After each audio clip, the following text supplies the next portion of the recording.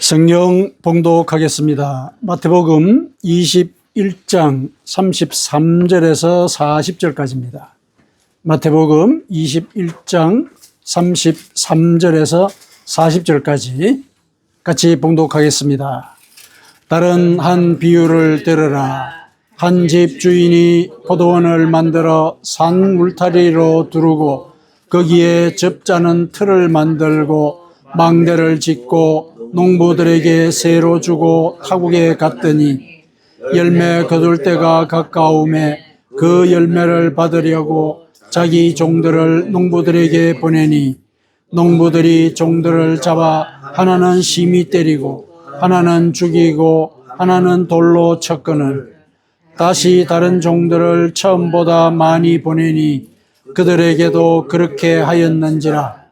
후에 자기 아들을 보내며 이르되 그들이 내 아들은 존대하리라 하였더니 농부들이 그 아들을 보고 서로 말하되 이는 상속자니 자 죽이고 그의 유산을 차지하자 하고 이에 잡아 포도원 밖에 내쫓아 죽였느니라. 그러면 포도원 주인이 올 때에 그 농부들을 어떻게 하겠느냐. 아멘. 자, 오늘 본문은 다른 한 비유를 들으라 이렇게 시작을 하죠. 그 말은 앞서 나왔던 그 비유와 이어서 이 비유를 이해를 하라. 이제 그런 표시죠. 앞서 예수님께서 들려주신 비유는 두 아들의 비유죠. 이제 맏아들과 이제 막내 아들, 둘째 아들이 있었는데 아버지의 그 포도원에 가서 일하라고 하는 그런 명령을 듣고 맏아들은 처음에 가겠다고 얘기해 놓고 그 다음에 안 갔다. 그 다음에 둘째 아들은 처음에는 싫다고 얘기했다가 그 다음에 가서 일했다.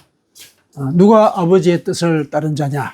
이런 질문을 예수님께서 이 대제사장들과 백성의 장로들에게 질문을 던지신 거죠. 그러니까 이 종교 지도자들을 향해서 그 두 아들의 비유를 알리신 것이죠. 그런데 그 두 아들의 비유를 이들이 깨닫지를 못하는 듯 그런 모습을 보였어요. 그래가지고 예수님께서 그 비유의 취지를 직접 일러주셨죠. 직접 일러주셨습니다. 뭐라 그러셨냐면은 요한이 의의 도로 너희에게 왔거늘 너희는 그를 믿지 아니하였으되 세리와 창녀는 믿었으며 너희는 이것을 보고도 끝내 뉘우쳐 믿지 아니하였도다. 이렇게 그 비유의 의미를 설명을 해 주셨거든요. 그러니까 두 아들 비유에 따르자면은 이제 세리와 창녀는 둘째 아들인 거죠. 처음부터 하나님을 믿지 않고 어쩌면 거부했다고 볼 수 있는 그런 차원인데 나중에 그들이 믿었다. 그 다음에 이 종교 지도자들이 있죠. 너희라고 지적된 이 사람들, 이 종교 지도자들이죠. 너희들은 맏아들처럼 처음에는 하나님을 받아들이고 잘 믿었다. 그런데 이 시간이 지난 그런 상황을 살펴보니까 사실은 하나님을 믿은 게 아니다. 당신들의 의로움을 쌓아가지고 실은 당신의 의로움을 섬기는 그런 신앙생활을 해왔다. 그러니까 이런 지적을 하신 것이거든요. 근데 그 말을 알아듣지를 이제 못하는 그런 모습을 이렇게 보인 거죠. 그래서 예수님께서 다른 한 비유를 들어라 이렇게 얘기를 하신 거예요. 그러니까 취지는 그렇다면은 앞에 들려주셨던 그 비유의 취지와 같은 취지를 이 비유에서도 읽어낼 수 있겠죠. 앞에 나온 얘기를 못 알아들어서 내가 다시 얘기한다. 이런 차원에서 하신 말씀이니까 이제 비유는 결국은 이들이 자기 의로움에 쌓여서 신앙생활을 하고 있다. 그거는 결코 하나님 앞에서 하나님을 섬기는 그런 행위가 아니다.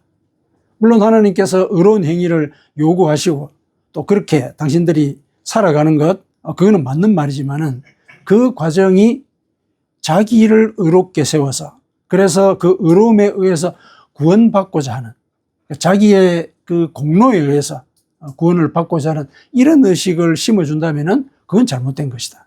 이런 이제 얘기를 하고자 하시는 것이죠. 그런 취지를 오늘 본문에서 우리가 같이 읽어낼 수가 있는 것입니다.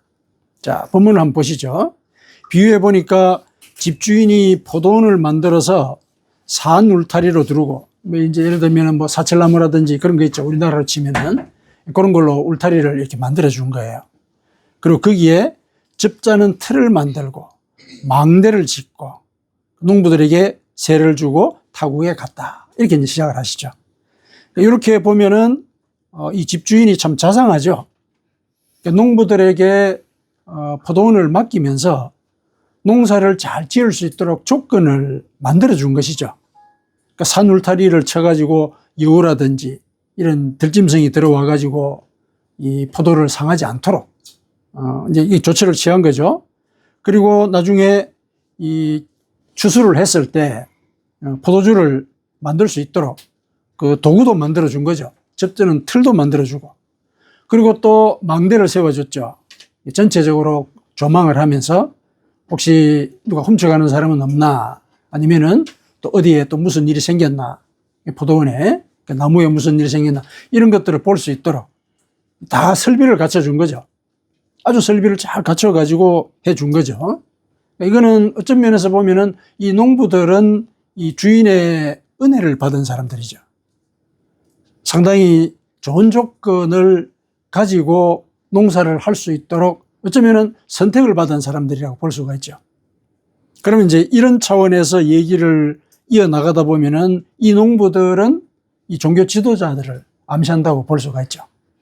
물론 이 종교 지도자들이 대표하는 이스라엘 백성들도 같이 포함을 할 수가 있습니다. 왜냐하면은 하나님께서 이들에게 신앙의 열매를 맺을 수 있도록 율법도 주시고, 그렇죠? 또 제사제도에 대해서 구체적으로 일러주시고, 또 선지자들을 보내서 가르치기도 하시고 그러셨단 말이죠. 그 신앙의 열매를 풍성히 맺을 수 있도록 조건을 하나님께서 갖춰 주셨죠. 그래서 이스라엘 백성들을 선택된 민족이다 그러잖아요. 그런 차원에서 보자면은 이 농부들은 선택된 자들이죠. 하나님의 은혜를 받은 자, 집주인의 은혜를 받은 자죠. 자, 그렇게 해서 이제 그들을 이 비유 속으로 끌어들입니다. 예수님께서 끌어들입니다. 자, 그 다음에 3, 4절 보십시다. 열매 거둘 때가 가까움에 그 열매를 받으려고 자기 종들을 농부들에게 보내니. 이 종들은 선지자들이겠죠. 선지자들을 보내서 이들이 얼마나 이 신앙생활을 열심히 하고 있는가, 잘못하면 이제 지적을 해서 가르치고, 잘하고 있는 부분들에 대해서는 이렇게 더욱더 나아가야 된다, 또 이렇게 진리의 말씀을 일러주겠죠. 이 종들을 이제 보내서 소출을 요구를 한 거죠. 소출을 요구했다는 것은 이제 결실을 보고자 한다는 거죠. 주인의 뜻이 그러합니다. 그런데 농부들이 종들을 잡아서 하나는 심히 때리고 하나는 죽이고 하나는 돌로 쳤다, 이렇게 나옵니다. 그러니까 이 농부들이 주인에 대해서 반역을 하는 거죠. 집주인이 보낸 종은 집주인의 대리잖아요. 그래서 그 종이 와가지고 소출을 요구했는데 그 종을 박해를 했단 말이죠. 이거는 주인에게 반역하는 거죠. 주인에게 반역하는 거란 말이죠. 그러니까 이거는 이제 이 종교 지도자들에게 또 이스라엘 백성들에게 적용을 하자면은 이들이 하나님의 선지자들을 박해를 한 그런 역사를 언급을 하는 거죠. 이 종교 지도자들, 당신들은 하나님을 믿는다라고 하지만은 하나님으로부터 온 사람들을 박해한 그런 전력이 있고, 실은 지금도 그러고 있다. 예수님을, 당신을 여기다가 대입을 시키는 거예요. 지금 당신도 그렇게 하고 있다. 왜냐하면 선지자로서의 역할을 하고 계셨거든요. 물론 하나님의 아들로서의 역할은 뒤에 나오기는 합니다. 어쨌든 하나님의 아들이나 그 다음에 선지자들이나 다 하나님의 대리로서 온 그런 존재이거든요. 이렇게 해서 이제 당신을, 예수님을 이제 이 비유 속에 같이 이제 끌어들이신 거죠. 자, 그런데 이 묘사하는 장면을 보니까 종들을 잡아서 하나는 심히 때리고 하나는 죽이고 하나는 돌로 쳤다, 굉장히 구체적으로 얘기를 하고 있죠. 이 구체적인 이런 상황들은 아마 이스라엘 역사에 있어서 여러 번 선지자들을 박해했던 이제 그런 기억들을 환기를 시키는 이제 그런 의미가 있다고 보시면 되겠습니다. 자, 이 소식을 들었겠죠, 주인이. 근데 주인이 다시 다른 종을 보내되 처음보다 더 많이 보냈다는 거죠. 처음보다 더 많이 보냈습니다. 그런데 그들에게도 농부가 그랬다. 이스라엘 역사에서 이런 일들이 많이 있었던 것이죠. 특히 이스라엘 그 고대 왕국이 멸망할 그 시기에는 많은 선지자들이 있었죠. 우리 소선지서를 보면은 선지자들이 굉장히 많잖아요. 굉장히 많거든요. 많은 선지자들을 보냈다. 근데 그들에 대해서도 똑같이 너희들이 박해했다. 이런 얘기를 하는 거죠. 똑같이 박해했다. 후에 주인이 이제 그 소식을 듣고, 뭐 우리 같으면은 당장 징벌을 주인이 할 것 같은데, 주인이 자기 아들을 보냈습니다. 자기 아들을 보내며 이르되 그들이 내 아들은 존대하리라. 이렇게 생각한 거죠. 자, 여기까지 우리가 생각하다 보면은 집주인은 농부들을 끝까지 믿은 거죠. 종들을 보냈을 때 이들을 박해했던 것은 어쩌면은 본심이 아니었을 수도 있다. 그래서 내 아들을 한번 보내보자. 내 아들이라는 존재는 나의 분신이잖아요. 내가 간 거나 마찬가지의 그런 의미가 있는 것이죠. 그래서 아들을 보내보자. 마지막까지 이제 참은 것이고, 또 다른 한편으로는 최후 통첩을 한 것이라고 볼 수 있습니다. 최후 통첩을 한 것이 두 가지 의미가 있는 거죠. 그래서 아들, 즉 집주인의 분신이 갔을 때도 어떻게 하느냐, 그걸 봐가지고 그들이 받아들이면은 이제 용서를 할 것이고, 받아들이지 않고 박해를 하면은 이제는 징벌이 기다리고 있는 거죠. 최후 통첩일 수도 있는 것이죠.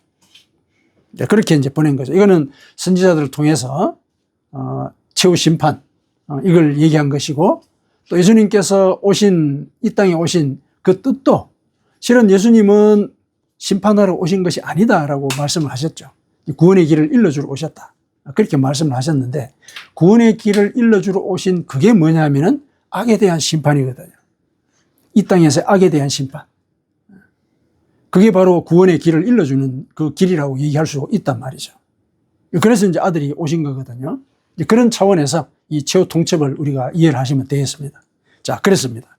그랬는데 농부들이 그 아들을 보고 서로 말하되 이는 상속자니 자 죽이고 그의 유산을 차지하자. 이제 최후 통첩을 그대로 받아들이지 않은 것이죠.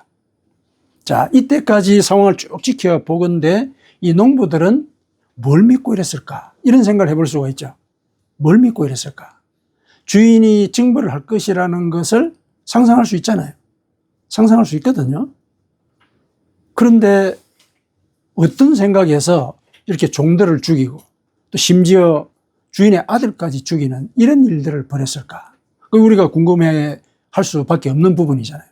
뭐가 이들을 이와 같이 폐악스러운 짓을 하도록 만들었을까? 이제 생각을 해볼 때 신앙적인 차원에서는 앞서 예수님께서 앞선 비유에서 일러 주신 것과 같은 그런 의미가 들어있는 것이죠. 신앙 생활을 하는 그 과정 속에 자기 의로움에 쌓여 있으면, 그 공로의식에 쌓여 있으면 결국 하나님을 배반하는 이런 일을 벌이게 된다는 것이죠. 이 공로의식이라고 하는 것은 농부들에게 있어서는 아마 이런 뜻일 거예요. 주인이 아주 설비를 잘 갖춰서 포도원을 넘기지 않았습니까? 소출이 많이 난 거예요. 아무래도 여러 가지 이 조건이 불비한 상태에서 이렇게 소출을 거뒀을 때 하고 조건이 갖춰졌을 때 소출이 나는 건 서로 비교가 되겠죠. 충분히 비교가 되는 부분이죠. 아마 소출이 많았을 것이다. 이렇게 짐작하는 것이죠. 그러니까 이런 정도로 우리가 자원을 갖고 있으면은 주인이 예를 들어서 뭐 군대를 동원한다 하더라도 대처할 수 있겠다. 이런 생각을 했을 수가 있는 거죠.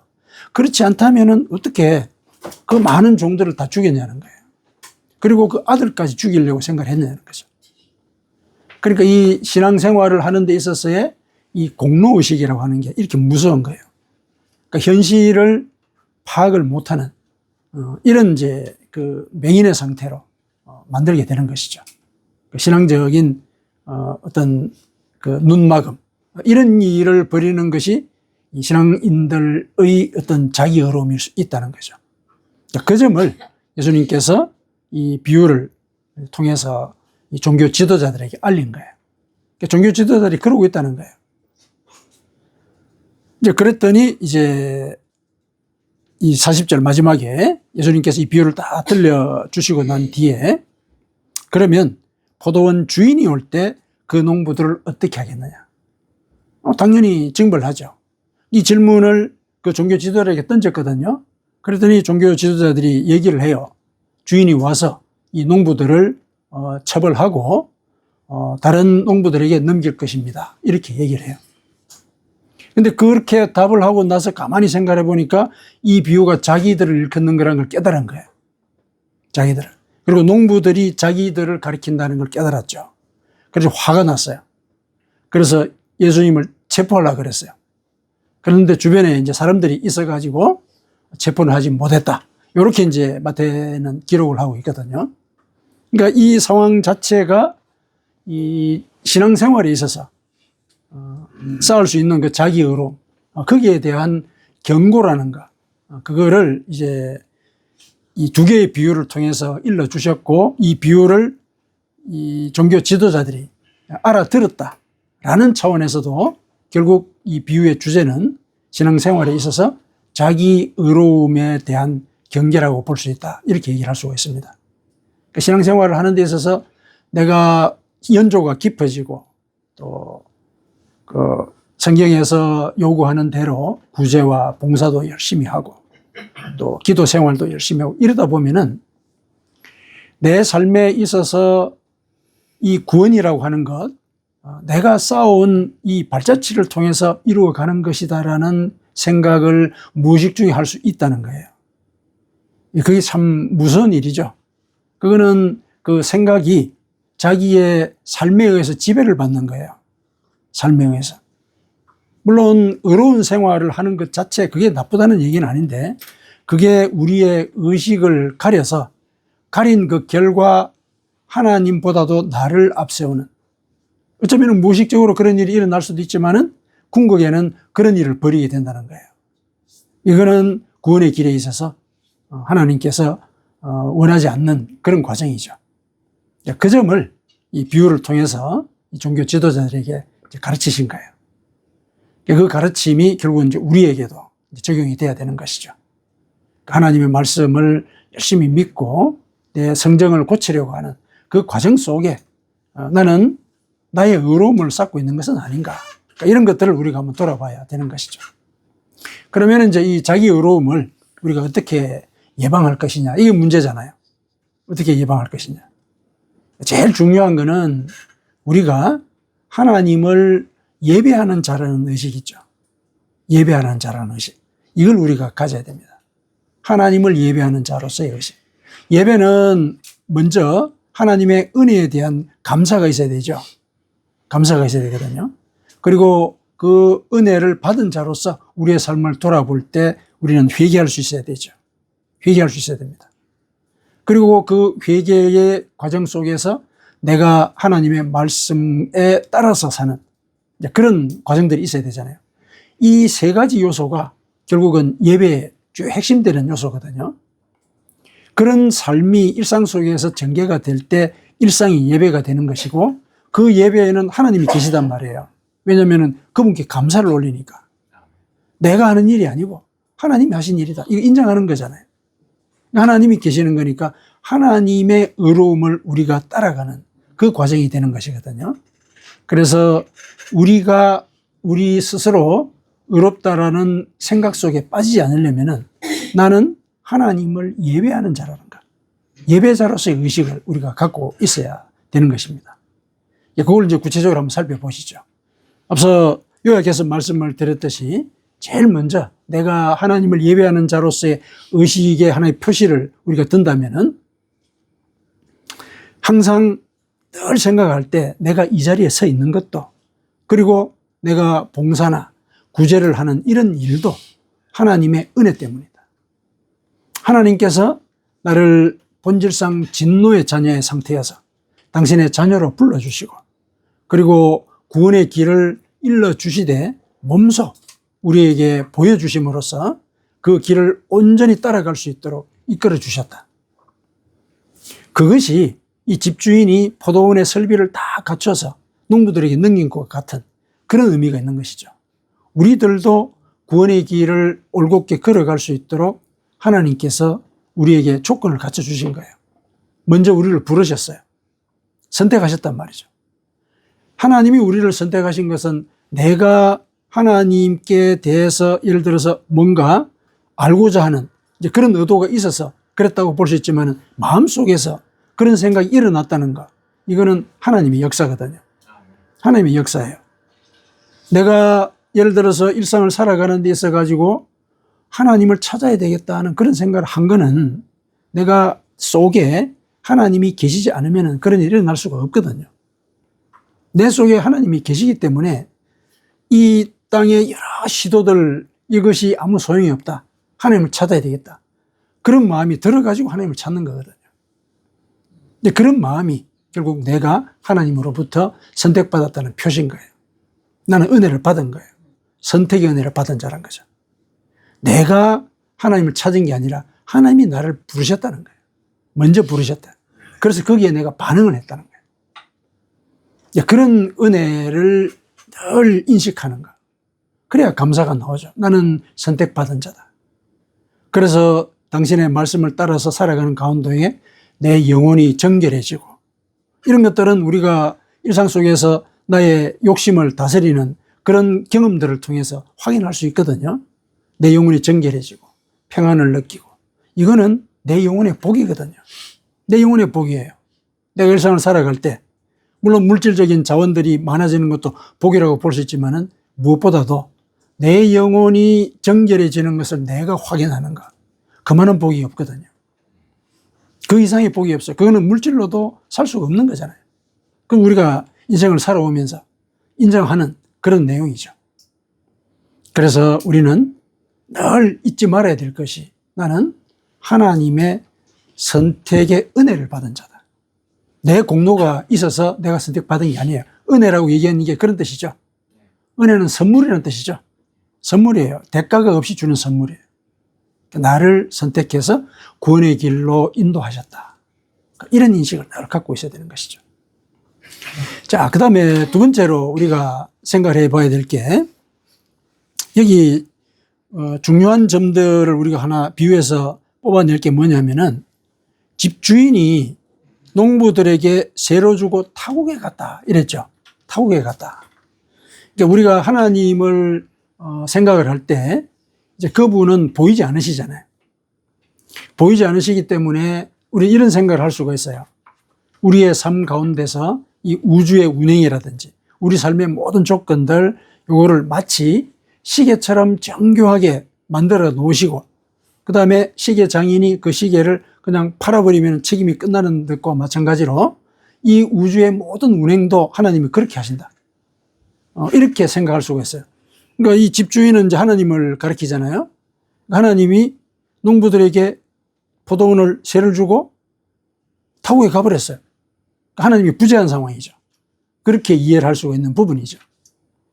그런데 하나님의 부재라고 이해를 하는 것이 아니라 여기서는, 왜냐하면은 우리가 믿는 하나님은 다니엘서 2장 21절에 보면은 우주를 운행하시고 우리의 삶 가운데 직접 개입하신다. 이렇게 말씀을 하셨고, 예수님도 그렇게 얘기하셨죠. 내가 세상 끝날까지 너희와 함께 있을 것이다. 우리는 그걸 믿거든요.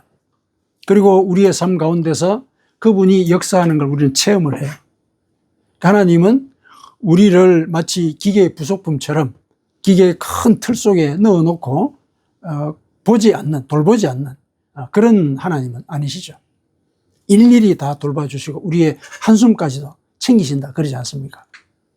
그래서 여기에 나와 있는 이 비유의 그 의미는, 타국에 갔다라는 이 개념을 집주인의 부재로 표면적으로는 해석할 수 있지만은 농부들의 태도와 연관을 시켜 봤을 때 농부들의 입장에서는 주인이 없어져 버린 것 같다는 거야.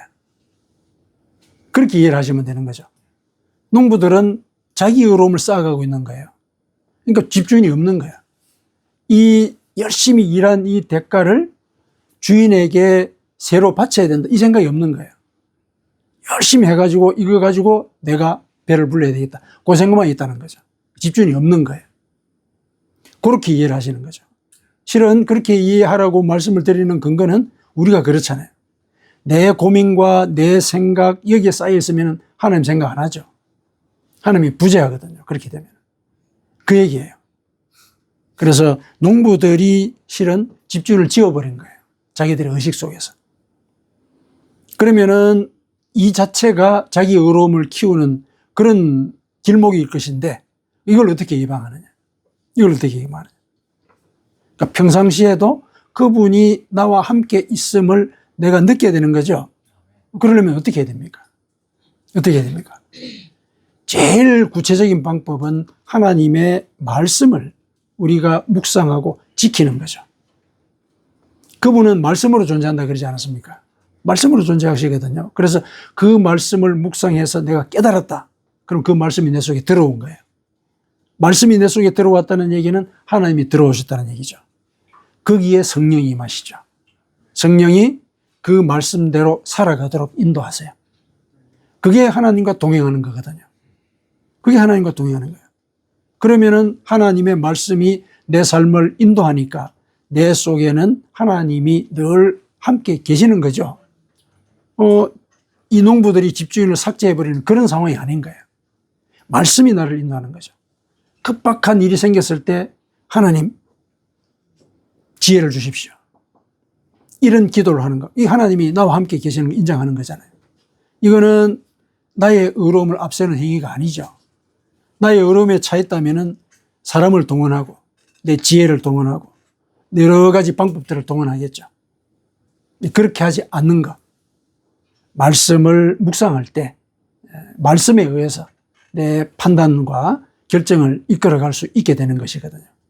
그게 내 속에서 그분이 성육신하는 그런 일이에요. 내 속에서 느껴지는 것. 성육신하기 그런 거죠. 물질화 된다는 얘기잖아요. 느껴질 수 있다는 거거든요. 그 말씀이 성육신이 된다는 얘기는 우리가 그 말씀의 효과나 능력을 체험한다는 얘기예요.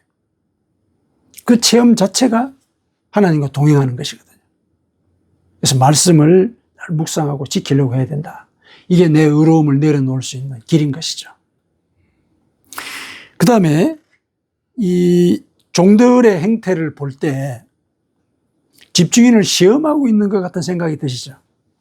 종을 처음에 보냈잖아요. 박해를 했어요. 또 보냈죠. 또 박해했죠. 막 죽이고 때리고 이런 일이 있었죠. 그리고 최종적으로 아들을 보냈을 때도 죽였단 말이죠. 여러 번 기회를 준 거죠. 여러 번 기회를 줬습니다. 근데 여러 번의 이 기회들, 어쩌면은 주인의 입장에서는 농부들이 주인을 시험하는 것일 수가 있는 거죠. 시험하는 것이죠. 얼마나 잘 참는가 보자. 뭐 예를 들어서 이렇게 이제 시험을 하는 상황인데, 이거는 이제 우리 상황 속에서 어떻게 적용할 수 있느냐면, 우리가 습관적으로 잘못을 저지르는 경우들 있죠. 우리가 잘못을 저지르는 경우, 그때는 우리 속에 하나님이 안 계신 거죠. 안 계신 거예요. 삭제한 거예요. 존재 자체를. 그러니까 우리 욕심대로 한 거잖아요. 근데 그런 일들을 우리가 계속하고 있다고 생각해 보십시오. 계속하는 거예요. 계속 하나님을 지우는 거예요. 우리 속에 하나님을. 그러면은 결국은 예수님께서 얘기하시듯이 포도원 주인이 올 때 그 농부들을 어떻게 하겠느냐. 이런 상황이 벌어지는 거죠. 그래서 우리는 일상 속에서 회개의 의식을 늘 갖고 있어야 되는 것이죠. 내 삶에 대해서 항상 말씀에 비춰서 나를 돌아보는 것. 회개해야 되는 것이죠. 그래서 내 성정을 고치고, 이 성정을 고치는 가운데 성령이 역사하시는 걸 체험하고, 그래서 하나님이 내 삶을 인도하는 것, 이거를 우리가 강구하고 또 체험하는 그런 삶을 우리가 이어가야 하는 것이죠.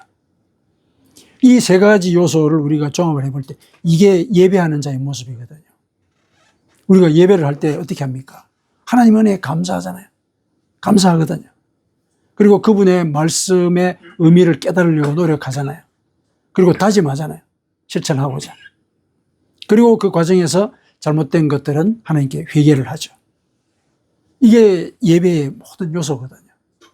그러니까 평상시에 우리는 하나님께 예배하는 자라는 의식, 이걸 우리가 가져야 되는 것이죠. 그랬을 때 자기 의로움을 내려놓을 수 있게 되는 것이죠. 자기 의가 쌓이지 않아요. 그렇게 되면. 자기 의가 쌓이는 그거는 하나님이 평가를 해주는 거죠. 하나님이 평가를 해주는 거죠. 내 속에 하나님의 의가 쌓여갈 때 그게 나의 의가 되는 거예요. 결국에는. 그걸 보시는 거죠.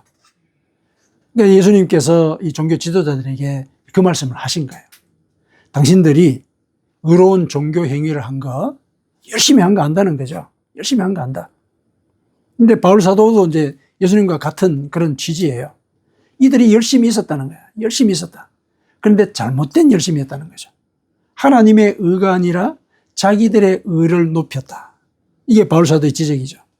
그 지적이 예수님께서 오늘 비유로 들려주신 그 말씀과 같은 거예요. 이 비유의 취지와 같은 것이죠. 그래서 우리가 이제 신앙생활을 해 나가는 과정 속에 실은 제일 경계를 해야 되는 게 그거죠. 나도 모르게 내가 하나님보다 앞서 결정을 내리는 일들이 있는 거예요. 내 삶 속에. 이거를 우리가 경계를 해야 되는 것이죠. 이 경계하는 방법은 내가 하나님을 예배하는 자라는 것. 이런 의식을 되뇌는 거예요. 그래서 구체적으로 늘 우리는 그분의 은혜를 묵상하고 감사하는 삶, 그리고 말씀을 쫓아서 살려는 그런 나의 그 헌신, 그리고 회개를 지체하지 않는 것. 이것이 우리를 진정으로 하나님의 뜻에 합당한 의로움을 키우는 그런 길이 되겠습니다. 그 삶의 과정 속에 우리가 하나님께 영광을 돌리는 자로서 이 땅을 함께 살아가십시다. 아멘.